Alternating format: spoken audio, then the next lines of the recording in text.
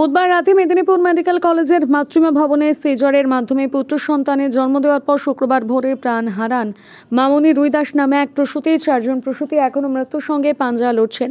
মৃতের পরিবারের অভিযোগ, স্যালাইন দেওয়ার পরে অবস্থার অবনতি ঘটেছিল। সেই ঘটনাতে তদন্ত করার জন্য স্বাস্থ্য দপ্তরের তরফে 13 সদস্যের এক তদন্তকারী দল মেদিনীপুর মেডিকেল কলেজে এসে পৌঁছেছে। মেদিনীপুর মেডিকেল কলেজে প্রসূতি ঘটনার প্রতিবাদে বাম ছাত্র সংগঠন এসএফআই এর বিক্ষোভ, হাসপাতাল সুপারের অফিস ঘেরাও করে বিক্ষোভ। এসএফআই এর মেডিকেল কলেজে এসএফআই সমর্থকেরা বিক্ষোভ দেখাতে আসলে গেটের বাইরে আটকে দেয় পুলিশ। রীতিমতন পুলিশের সাথে ধস্তাধস্তি হয় বাম ছাত্র সংগঠনের কর্মীদের।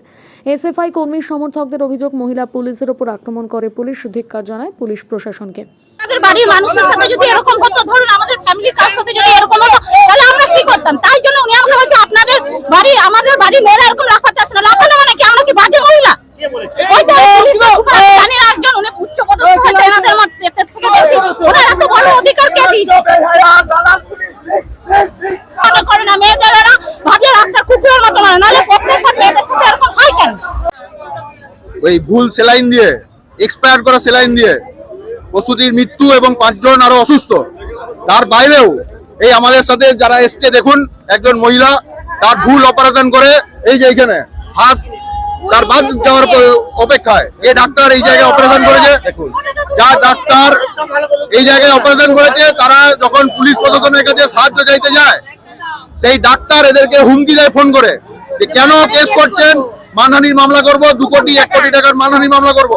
সেই নিয়ে আজকে আমরা কাল থেকে এমএসভিপি অফিসের সামনে আমরা বসে আছি।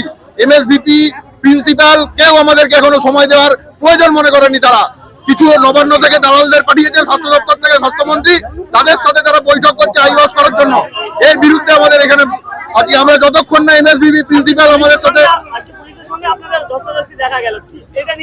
পুলিশ তো তৃণমূলের চটি গলায় দিয়ে চটি চাটতে চাটতে আমাদের আন্দোলনকে আটকাচ্ছে। যারা খুন করলো এমএসভিপি প্রিন্সিপাল, যাদেরকে যেই কোম্পানি ব্ল্যাক লিস্টেড হয়ে আছে, সেই কোম্পানির থেকে সেলাইন কিনে এই স্বাস্থ্য দপ্তরটাকে পুরোপুরি হাসপাতালটাকে দুর্নীতির আখড়া বানিয়েছে। তার পুরো ভাগ এই স্বাস্থ্যমন্ত্রী আর তার ভাইপোর কাছে যায়। তার বিরুদ্ধে আমরা যখন আন্দোলন করছি শান্তিপূর্ণভাবে এমএসভিপির সাথে দেখা করবো বলে, তখন তারা আমাদেরকে মহিলা পুলিশ ছাড়া মহিলাদের গায়ে হাত দিয়ে টানাহেঁচড়া শুরু করে। আমরা কোনো প্ররোচনায় পা দিতে চাই না। আমরা চাই এমএসভিপির সাথে দেখা করে এই স্বাস্থ্য ব্যবস্থা যাতে ঠিকঠাক করা যায় তার ব্যবস্থা করতে হবে। এইগুলো ধামাচাপা দেওয়ার জন্যই তো এই টিমকে নিয়ে এসে বসিয়ে রেখেছে অফিসে। শুভদীপ সেন।